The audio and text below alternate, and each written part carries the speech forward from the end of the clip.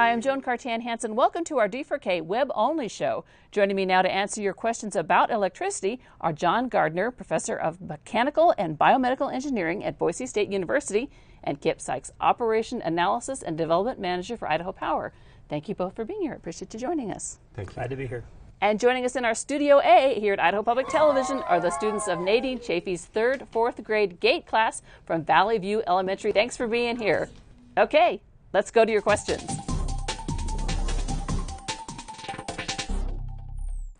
Hi, my name is Leah, and my question is, what's the difference between alternating and direct currents?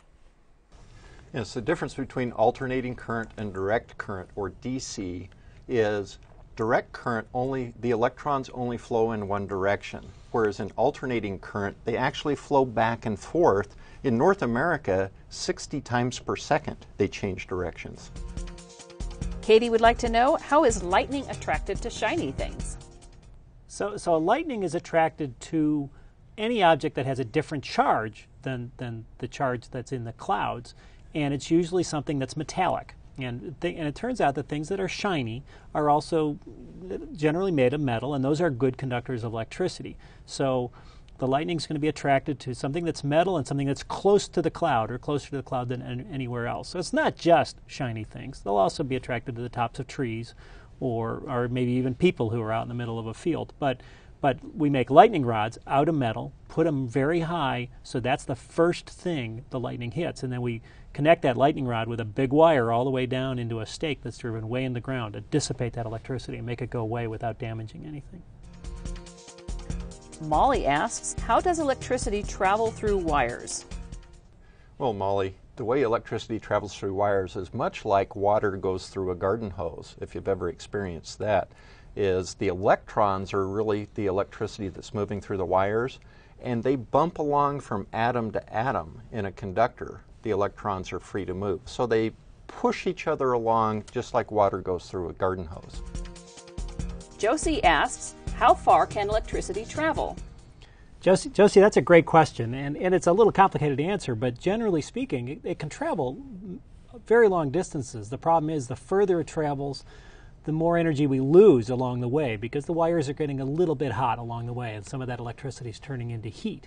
And so we tend to limit how far we move the electricity just because it makes more sense, and we'll put more generators or more ways to make electricity along the way.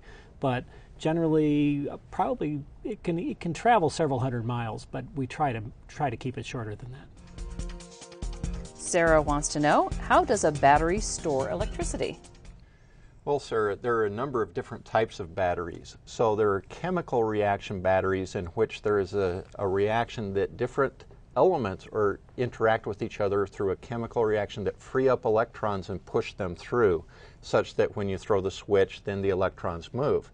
But there are other types of batteries. Some of the earliest ones were just dealing with static electricity. So if you take a glass jar and line it with metal, you can store electrons in that glass jar.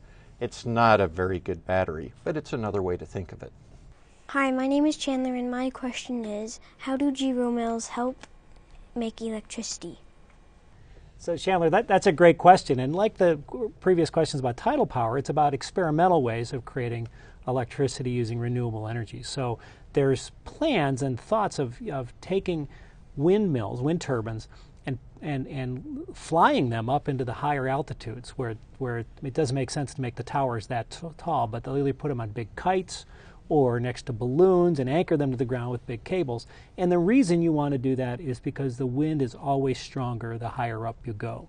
And if you get very, very high, maybe 100 feet, or several hundred feet, or even 1,000 feet, you have much better wind, much more energy to extract and turn to electricity. And it's also more constant, which is also a big issue with all renewable energy sources. Adrian asks, how is lightning made? Well, Adrian, you can't just go to the store and buy a package of lightning. It's really a lot more complicated than that, but not much. When clouds move through the air, it's like rubbing on something. So when things come in contact with each other, electrons can move from one to the other.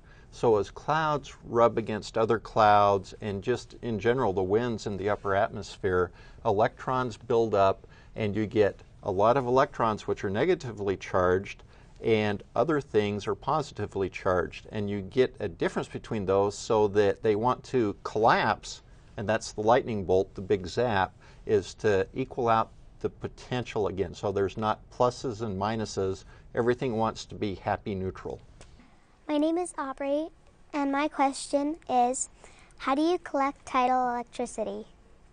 You don't really collect electricity very well. Electricity is generated and used at pretty much the same time, but you collect tidal energy usually with a lagoon or a small dam. So as the tide comes in, maybe up a river, there's an area next to the river where the water can flow into, and then they close gates. They close the dam, and as the tide recedes, now the lagoon's at a higher level above the river, and you can use that difference in height, that difference in elevation, to drive a turbine and make electricity.